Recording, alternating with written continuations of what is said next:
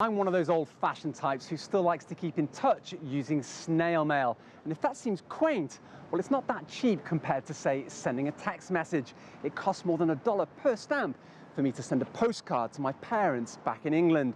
But it's the hidden costs of international postage that have opened up a new front in the US-China trade war. A modern airmail plane off on its journey to speed messages of goodwill and friendship to the world. An agreement on how countries pay each other to process international mail, known as terminal dues, has existed since 1874. But US President Donald Trump has threatened to withdraw from the treaty unless it's radically overhauled. Here's why. The terminal dues countries receive for processing each other's mail are different and reduced for less developed countries.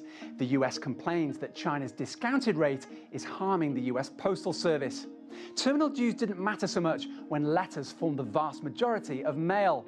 The problem is that current terminal dues don't distinguish between flat letters and heavier packages. And the rise of e-commerce means US consumers are buying more packages than ever before, particularly from Asian countries where those terminal dues are lower. So China-based companies currently pay less to send a small package from Beijing to New York than it costs a US manufacturer to send it from, say, Los Angeles to the Big Apple. US companies complain this arrangement is putting them out of business, while the Trump administration says drug smugglers are using the Postal Service to flood the US with illicit opioids. To level the playing field, the Postal Union has voted to allow the US to set its own terminal dues from next year, and for other members in 2021.